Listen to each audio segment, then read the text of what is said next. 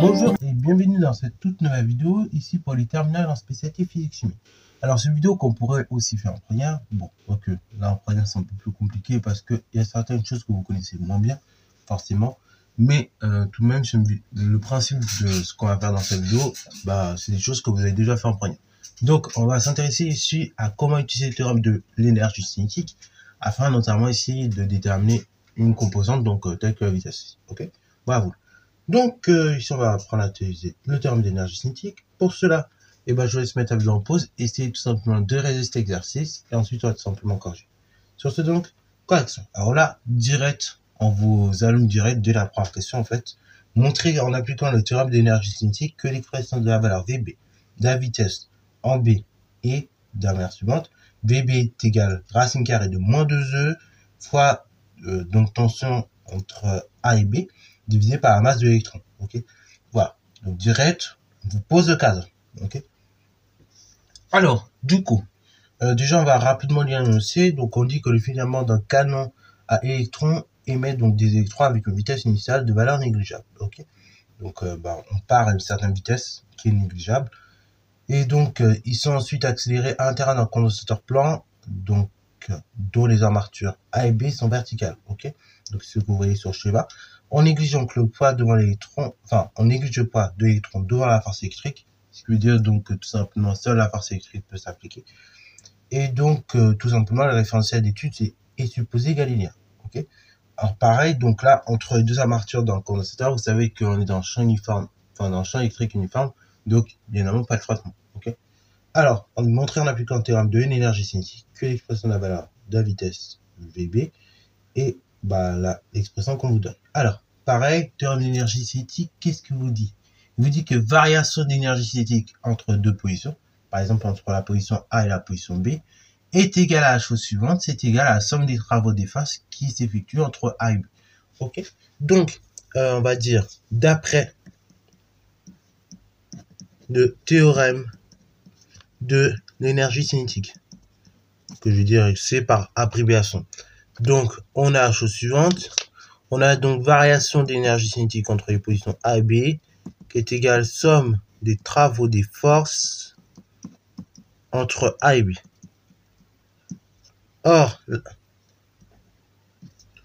Fe, donc la force électrique, est la seule force présente, donc tout simplement au sein du système.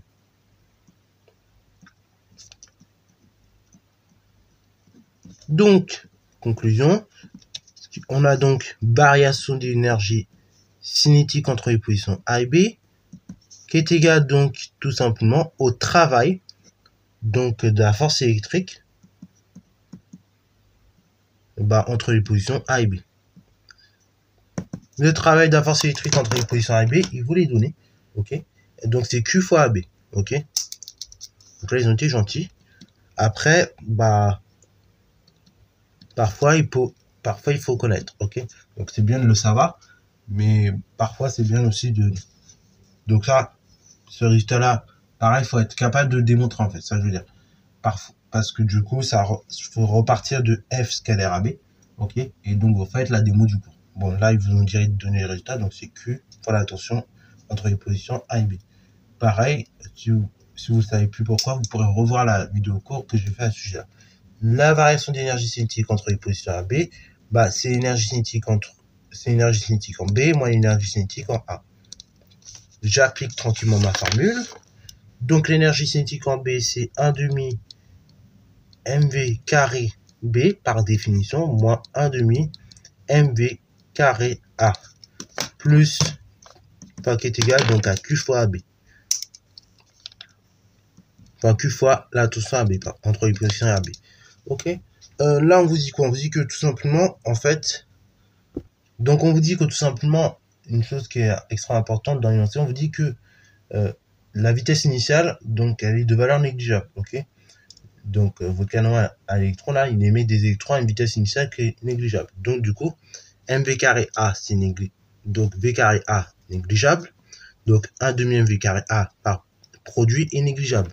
Donc, or, on peut dire tout simplement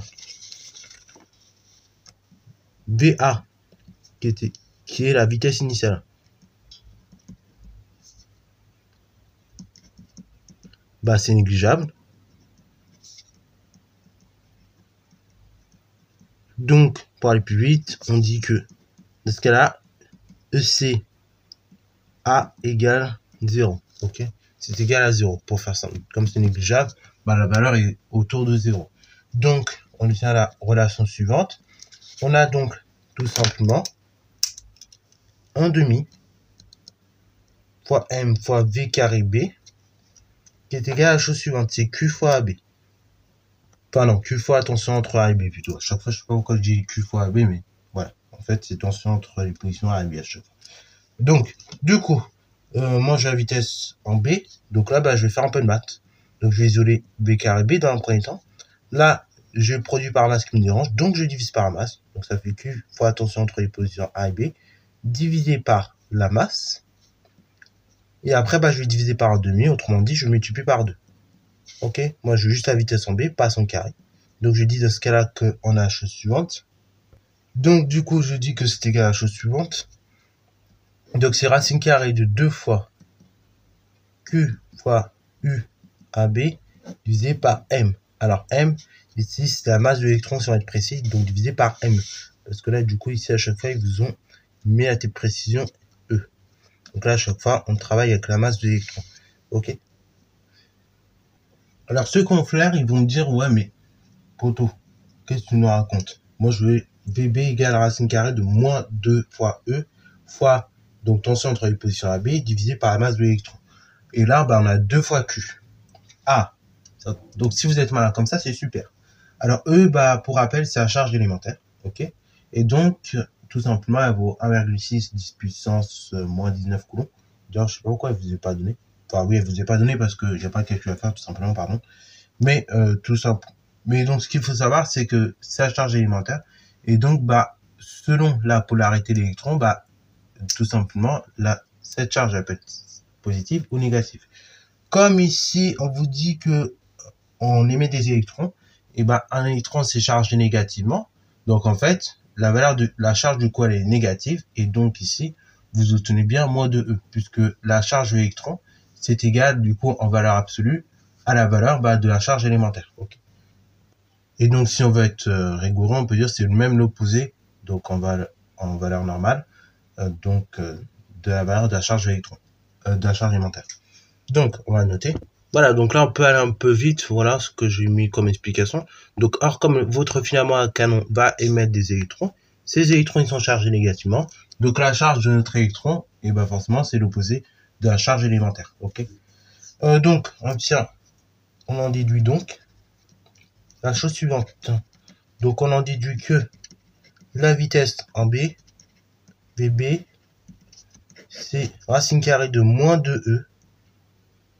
Donc fois tension entre les positions A et B divisé par la masse de l'électron. Ok, donc question B. Alors ça c'est plus une question d'interprétation en réalité. Il n'y a pas de question, enfin il n'y a pas de calcul à faire dans l'exo pour le coup. Alors du coup, comment faut-il modifier la tension appliquée entre les plaques pour que la valeur de la vitesse augmente? Et bien la question B. Donc d'après la formule obtenue à la question 1.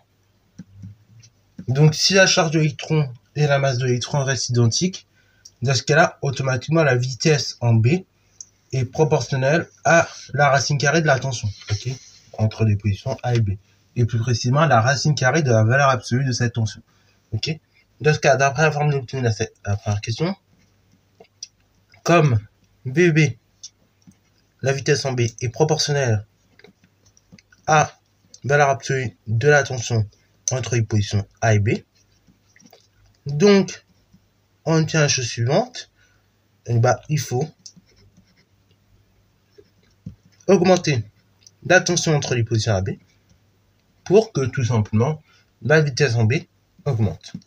Voilà, donc voilà, c'est tout pour cette vidéo, j'espère qu'elle t'a plu. Donc ça change un petit peu des exos il faut calculer. Là, pour le coup, c'était plus une interprétation. Parfois, ça peut arriver au bac, hein, que vous ayez des petites formules comme ça interprétées ou à retrouver, mais juste par interprétation. Donc, c'est pour ça, c'est bien si vous en donne de temps en temps des exos de ce type. Comme ça vous permet un peu de travailler l'argumentation. Voilà. Donc, en tout cas, j'espère que cette vidéo t'a plu. Si c'est le cas, n'hésitez pas à liker, commenter et balancer à toi en mathématiques et en sciences.